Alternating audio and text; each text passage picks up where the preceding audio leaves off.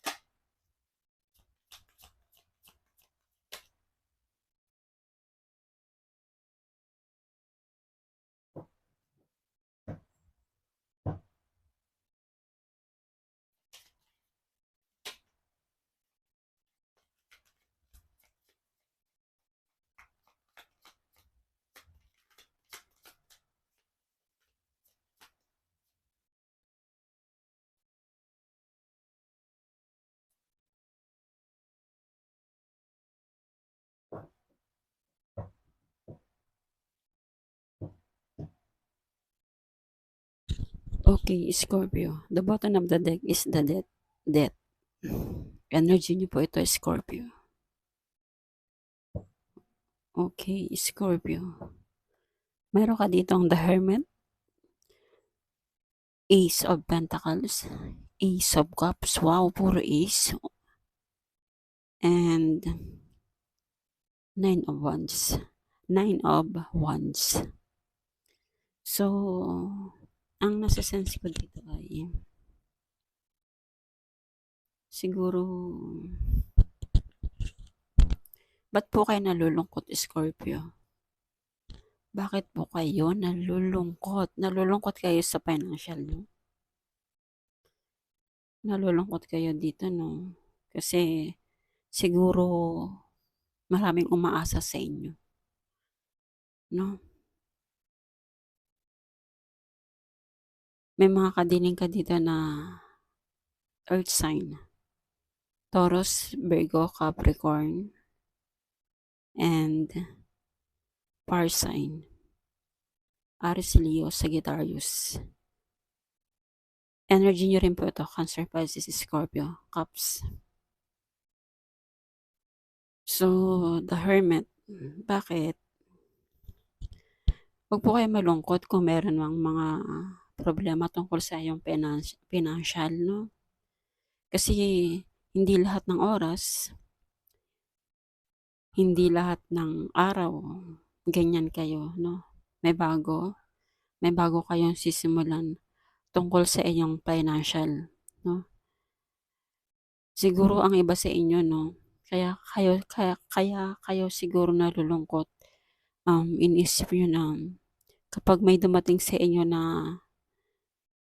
pera or ito, financial, kapag may dumarating sa inyo na financial, parang ang feeling nyo kasi parang ang daming yung bit-bit, no? Ang daming umaasa sa inyo, no?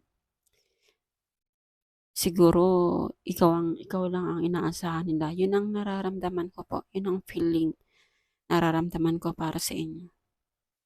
Kaya kayo nalulungkot kasi yung mga pinaghihirapan nyo, parang bigla na lang or ang bilis mawala, no? Pero tuloy lang ang buhay, Scorpio.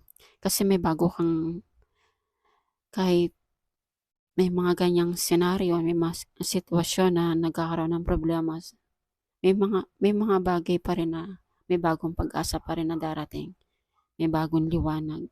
Makakapag-isip ka dito at iilawan ka ng iyong mga gabay, or ni Lord, bibigyan ka ng mga idea na gagawin mo para hindi ka masyadong malungkot sa mga bagay-bagay na um, na ilalabas mo or nawawala sa iyo, no? Kasi kahit naman nakakatulong ka sa pamilya mo or tinutulungan mo yung mga tao na lumalapit sa iyo, tutulungan ka rin naman yan bandang huli. Huwag po kayong malungkot, no? Scorpio, may bagong pag-asa, lalong-lalo na dito sa iyong financial, no? Malay niyo po kung sa halimbawa nagtatrabaho po kayo, no? Or may mga business kayo, may mga kadiling kayo, may mga transaction kayo, mga team build kayo para sa iyong negosyo. Madadagdagan yan, no? Madadagdagan yan ng iyong mga financial, no? Magkakaroon ka dito ng maraming idea, may bago kang sisimulan para mas lalo pa yung madagdagan, no? At talagang mahal na mahal nyo yung pamilya ninyo, no? Talagang pinoprotektahan mo sila. Pinoprotektahan nyo sila. Pinoprotektahan mo yung sarili mo kasi nga marami na umaasa sa iyo, no? At mahal na mahal mo talaga sila. At kahit ganyan may mga senaryo na napapagod ka na, talagang pilit mo pa rin pinoprotektahan kung ano yung meron ka dahil ayaw mong pabayaan yung mga pamilya mo. At meron din darating sa iyo na mga um, may mga bago din na darating sa iyo na um, magmamahal, no? Ang ilan sa inyo, no? May darating na pagmamahal kahit um, may mga may mga nakaharang or nakakaramdam ka ng pagka pagkapagod, no? Pagka kumbaga nag-iisip ka o para kang na parang masyado kang advance mag-isip, no? Pero mahal na mahal ka ng pamilya nyo, no? Ng pamilya mo. Huwag kang mag-alala. Kahit napapagod ka na, pinapalitan nila yan ng pag-alala sa'yo at pagmamahal at tinutulungan ka rin nila. So ano pa? Ano pa ang message sa inyo mga Scorpio?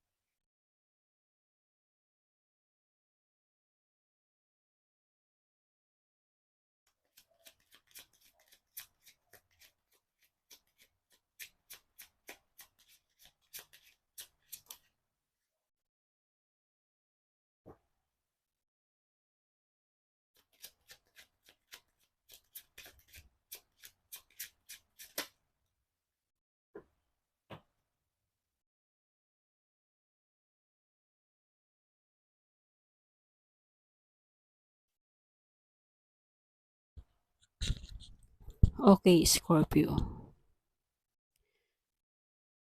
Ito talaga, no? Ito yung nafe-feel ko sa inyo kanina pa. May mga bagay, no? May mga bagay na ito yung nararamdaman ko para sa inyong mga Scorpio, no? Yung mga pinaghihirapan nyo about financial ninyo, no? Parang ang bilis mawala, no? Or may nawala about financial. Kaya kayo siguro nalulungkot dahil feeling nyo pagod, parang feeling nyo pagod na ako kakatrabaho, pero parang ang bilis, no? Tapos ang dami pang, may mga umaasa na, may mga umaasa pa sa inyo. Madami. Kaya talagang pagod na kayo dito, pero pinaprotektahan niyo pa rin yung sarili ninyo. Anyway, ganun po talaga, kaya kailangan talagang wag masyadong malungkot, no? Kasi ano eh, ganito talaga yung buhay na hindi ka naman bibigyan ni Lord kapag hindi mo kaya eh, no? Kapag hindi mo kayang solusyonan. Kasi ang mga Scorpio talagang nasisipag talaga yan, determinado, lalong-lalo na sa pamilya, no? Kaya nag-iisip ka dito or parang meron kang nag-iisip ka pa dito kung paano mo madadagdagan yung mga yung mga parating sa'yo tungkol sa pera, no? Or may mga idea pa kayong iniisip para mas lalo itong madagdagan. Or meron din kayong ikakat or puputulin or iiwasan, no? Para medyo gumaan yung pakiramdam ninyo. Pero hindi mo 'to, kumbaga ano mo lang 'to, eh, kumbaga, para lang gumaan yung pakiramdam mo. Pero hindi mo 'to tatanggalin hindi mo 'to tatanggalin sa iniisip mo. Kumbaga, ibabalanse mo lang, 'no? Ibabalanse niyo lang. Kasi mahal na mahal niyo talaga yung pamilya ninyo. Naaalala niyo yung mga bagay na naging samahan ninyo, yung mga pagsasama ninyo, yung mga naging masaya kayo, yung mga bonding ninyo, naaalala niyo, 'no? At at dito sa bagay na pinoprotektahan mo, minsan iniisip mo, hindi mo mabili, 'no? Hindi mo mabili yung mga gusto mo kasi nga may mga umaasa sa iyo. Hindi lang pamilya mo, meron pa. Siguro may mga kapatid ka, may magulang kang tinutulungan, 'no? So, kailangan lang talagang alagaan ang sarili niyo. Kailangan niyong alagaan ang sarili ninyo, 'no, mga Scorpio. So, ano pa ang message sa inyo ng angels? Oracle cards po 'to, angels. Hihingi po tayo ng mensahe para sa inyo, mga Scorpio.